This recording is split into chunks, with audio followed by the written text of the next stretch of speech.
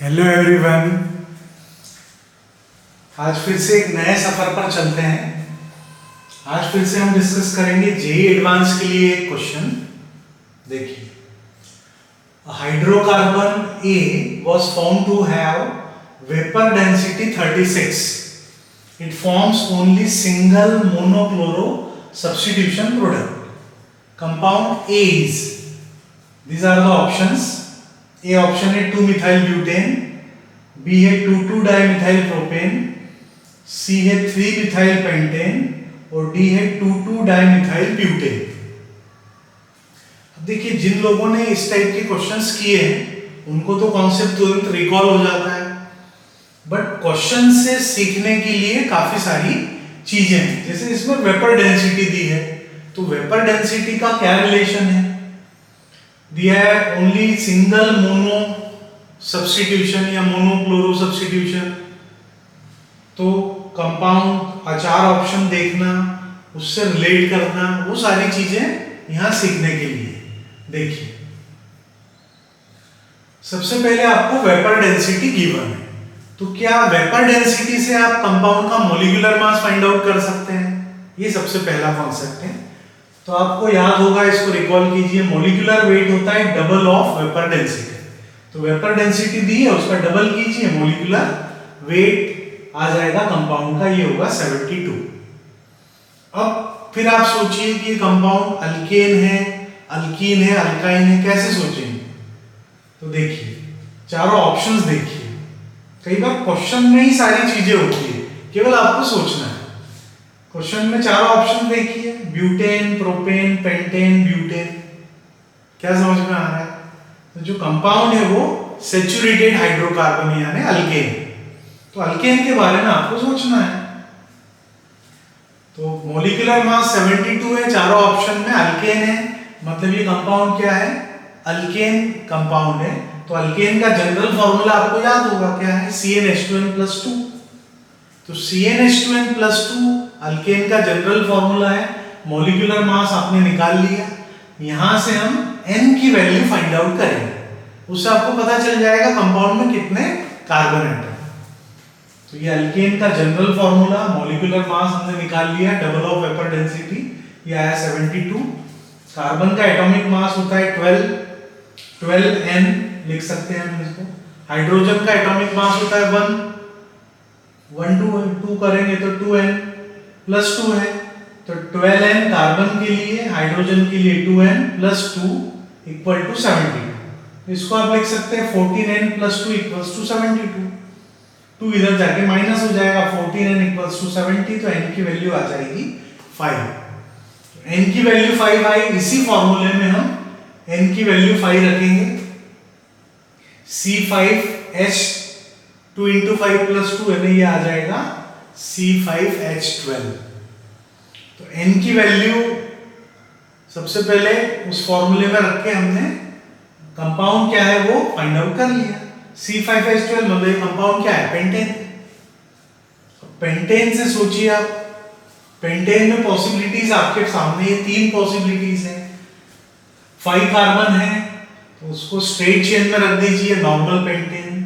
4 carbon की chain, एक carbon को ब्रांच के फॉर्म में रख दीजिए, आइसोपेंटेन।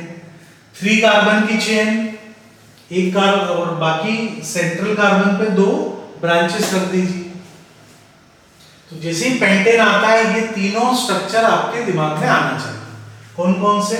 स्ट्रेट चेन वाला नॉर्मल पेंटेन, एक ब्रांच वाला आइसोपेंटेन, और इसमें 2 ब्रांचेस हैं। एक क्वाटरनरी कार्बन है तो इसको हम बोलते हैं नियोपेंटेन। तो ये पेंटेन की 3 पॉसिबिलिटीज हैं। अब इसमें मोनो सब्स्टिट्यूशन करने पर सिंगल प्रोडक्ट कौन सा कंपाउंड देता है वो आपको सोचना है। देखिए, उसको भी हम समझा रहे हैं। यदि हम लेते हैं नॉर्मल पेंटेन, इसमें यदि मोनो सब्स्टिट्यूशन करें तो कितनी पॉसिबिलिटीज हैं? तो 1 पर हम क्लोरीन लगा सकते हैं हाइड्रोजन रिप्लेस करके, 1 क्लोरोपेंटेन। 2 पर हाइड्रोजन लगा सकते हैं, 2 क्लोरोपेंटेन। 3 पर हाइड्रोजन रिप्लेस करके क्लोरीन लगा सकते हैं। तो यहाँ पर 3 पॉसिबिलिटीज है नॉर्मल पेंटेन के लिए, 1 क्लोरोपेंटेन, 2 क्लोरोपेंटेन, 3 क्लोरोपेंटेन। तो ये तो हो नहीं सकता क्योंकि ये मोनो सब्स्टिट्यूशन पर टोटल 3 आइसोमर्स दे रहा है, 3 मोनोक्लोरो प्रोडक्ट दे रहा है। समझ में आया? ये कॉन्सेप्ट छोटे हैं, आपको लगेगा यार कॉन्सेप्ट तो बहुत इजी है, लेकिन कई बार मल्टीपल कॉन्सेप्ट वाले क्वेश्चन में इनकी हेल्प से आप काफी चीजें कर पाएंगे। दूसरा देखिए, यह है आइसोपेंटेन, इसका एनालिसिस करें। ये प्राइमरी कार्बन है, ये भी प्राइमरी कार्बन है, ये प्राइमरी कार्बन है, ये भी प्राइमरी कार्बन है, ये भी प्राइमरी कार्बन है। देखिए हमने अलग अलग कलर से रिप्रेजेंट किया, ग्रीन कलर से ये प्राइमरी कार्बन, ये ब्लैक कलर से ये दोनों प्राइमरी कार्बन। प्राइमरी कार्बन मतलब जो केवल एक कार्बन से जुड़ा है, ये भी एक कार्बन से जुड़ा है। ये सेकेंडरी कार्बन, ये 2 कार्बन से जुड़ा है, और ये टर्शियरी कार्बन रेड से जिसको इंडिकेट किया है, ये टोटल 3 कार्बन से डायरेक्ट कांटेक्ट में। तो ये दोनों जो प्राइमरी कार्बन आपको दिख रहे हैं, इनको आप बोल सकते हैं आइडेंटिकल प्राइमरी कार्बन। और ये प्राइमरी भी है, लेकिन ये इनसे अलग है। देखिए आप स्ट्रक्चर में समझ में आएगा, ये दोनों प्राइमरी टर्शियरी से जुड़े हुए प्राइमरी, और इस प्राइमरी को देखिए ये सेकेंडरी से जुड़ा हुआ प्राइमरी कार्बन। तो दोनों अलग अलग हो गए ना, तो ये दोनों प्राइमरी, ये दोनों आइडेंटिकल प्राइमरी कार्बन। और ये बोले तो, या ये और ये प्राइमरी तो है, लेकिन ये नॉन आइडेंटिकल प्राइमरी। तो इस कंपाउंड में 2 टाइप के प्राइमरी कार्बन एटम्स, ये सेकेंडरी कार्बन, ये टर्शियरी। तो टोटल यहाँ पर यदि हम मोनो सब्स्टिट्यूशन करते हैं तो कितनी पॉसिबिलिटीज हैं? 4 पॉसिबिलिटीज हैं। कौन कौन सी देखिए? सबसे पहले इन दोनों में से किसी भी प्राइमरी का हाइड्रोजन रिप्लेस करें तो ये बनेगा 1 क्लोरो 2 मिथाइल ब्यूटेन। तो नेमिंग कर सकते हैं, इतना तो आपको आता ही है, 1 क्लोरो 2 मिथाइल ब्यूटेन। ठीक है, इसको देखिए, यहां पर सेकेंडरी कार्बन को हमने एक हाइड्रोजन रिप्लेस किया, इधर से नंबरिंग होगा 2 क्लोरो 3 मिथाइल ब्यूटेन। ये अलग है, ये अलग है। अब इसको देखिए, यहां टर्शियरी कार्बन का हाइड्रोजन रिप्लेस किया है क्लोरीन से, तो ये हो जाएगा 2 क्लोरो 2 मिथाइल ब्यूटेन। ये तीनों अलग हैं। और 4 देखिए, ये बिल्कुल अलग है, ये हो जाएगा यहां पर इस प्राइमरी का हाइड्रोजन रिप्लेस किया है क्लोरीन से, तो 1 क्लोरो 3 मिथाइल ब्यूटेन। ये चारों अलग अलग कंपाउंड है। ये 1 क्लोरो 2 मिथाइल ब्यूटेन है, ये 1 क्लोरो 3 मिथाइल ब्यूटेन, ये 2 क्लोरो 3 मिथाइल ब्यूटेन, और ये 2 क्लोरो 2 मिथाइल ब्यूटेन। चारों अलग, मतलब इससे इसका यदि मोनो सब्स्टिट्यूशन करते हैं तो कितने प्रोडक्ट्स मिलेंगे आपको? 4 प्रोडक्ट्स। इससे पहले वाला देखिए, नॉर्मल पेंटेन में कितने मोनो सब्स्टिट्यूशन वाले प्रोडक्ट मिल रहे थे? 3 प्रोडक्ट्स। इसमें कितने मिल रहे हैं? 4। तो लास्ट देखिए नियो पेंटेन, इसमें ये क्वाटरनरी कार्बन है, 4 कार्बन से जुड़ा है, 4 डिग्री कार्बन, क्वाटरनरी कार्बन। इसके पास तो हाइड्रोजन है नहीं, उसको हम रिप्लेस कर नहीं सकते हैं।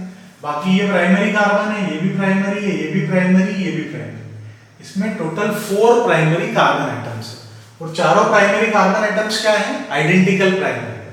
तो किसी से भी हाइड्रोजन आप निकाले, एक ही स्ट्रक्चर आपको मिलेगा।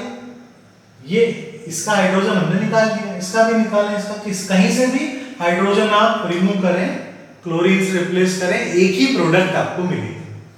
तो मोनो सब्स्टिट्यूशन करने पर सिंगल प्रोडक्ट कौन देगा? नियोपेंटेन। और नियोपेंटेन का आईयूपीएसी नेम क्या है? 2,2-डाइमिथाइल प्रोपेन। इसलिए आपका आंसर क्या होगा? तो सबसे पहले हमने आपको क्या बताया? वेपर डेंसिटी दी थी, उससे आपने मोलिकुलर मास निकाला, वेपर डेंसिटी का डबल करके, वो आया 72। उससे आपने n की वैल्यू निकाली, n की वैल्यू उसी अल्केन के फॉर्मूले में पुट की। अल्केन का फॉर्मूला क्यों यूज किया, ये भी हमने बताया, क्योंकि आंसर में चारों ऑप्शन में अल्केन है, जो भी चारों ऑप्शन। तो C5H12 से हमने 3 आइसोमर रिकॉल किए। अब यहाँ कंडीशन दी कि मोनो सब्स्टिट्यूशन में केवल एक प्रोडक्ट दे रहा है, तो वो कंपाउंड है नियोपेंटेन या 2,2-डाइमिथाइल प्रोपेन। इसका मोनो सब्स्टिट्यूशन करेंगे तो एक सिंगल प्रोडक्ट मिलेगा, 1 क्लोरो 2,2-डाइमिथाइल प्रोपेन। समझ में आ गया पूरा? तो सीखने की आप इस पे मत ध्यान दीजिए, जिसे टेस्ट होता है तो आप क्या सोचते हैं कि मेरे मार्क्स सबसे ज्यादा होना चाहिए, या मेरे हाईएस्ट होना चाहिए, या टॉप 10 में होना चाहिए। कई बार वो हो नहीं पाता, फिर आप सोचते हैं कि यार मैं क्या करूं, मुझे समझ में नहीं आ रहा, मेरा सब्जेक्ट ही वीक है। तो आपको बेसिक चीजों पे ध्यान देना। जैसे ये बेसिक चीजें आपकी स्ट्रांग होगी, ये सारे कॉन्सेप्ट आपको याद हो जाएंगे, ये क्वेश्चन करते करते याद हो है ना। तो कोई भी क्वेश्चन को ऐसा मत सोचिए कि यार ये उस लेवल का नहीं है, इस टाइप के तो आते नहीं है, उससे क्या सीखने को मिल रहा है वो सोचिए। तो धीरे धीरे वो सारी चीजें आपकी स्ट्रांग हो जाएगी जो रिक्वायरमेंट है आपके एग्जाम की। ठीक है, तो ये 4 ऑप्शंस थे, इसमें बी वाला आंसर करेक्ट है, 2,2 डाइमिथाइल प्रोपेन। बाकी में आप देखेंगे 2 मिथाइल ब्यूटेन, तो इसमें 4 मोनो सब्स्टिट्यूशन प्रोडक्ट मिलेंगे। 3 मिथाइल पेंटेन, इसमें कम से कम 3 मिलेंगे। 2,2 डाइमिथाइल ब्यूटेन, इसमें कम से कम 2 प्रोडक्ट मिलेंगे। तो मोनो सब्स्टिट्यूशन पे सिंगल प्रोडक्ट देगा केवल नियोपेंटेन, 2,2 डाइमिथाइल प्रोपेन। समझ में आया सभी को? इजी है। तो इसलिए क्वेश्चन करते रहिए, इन वीडियो को एक बार देखिए, 2 बार देखिए, है ना। धीरे धीरे सारी चीजें आपकी स्ट्रांग होगी। हम केवल ये चाहते हैं कि जो क्वेश्चन से या एग्जाम टेस्ट को लेकर आपका जो डर है मन में वो खत्म हो जाए। जैसे ही डर खत्म होगा क्वेश्चन बनने लगेंगे। So thank you for watching.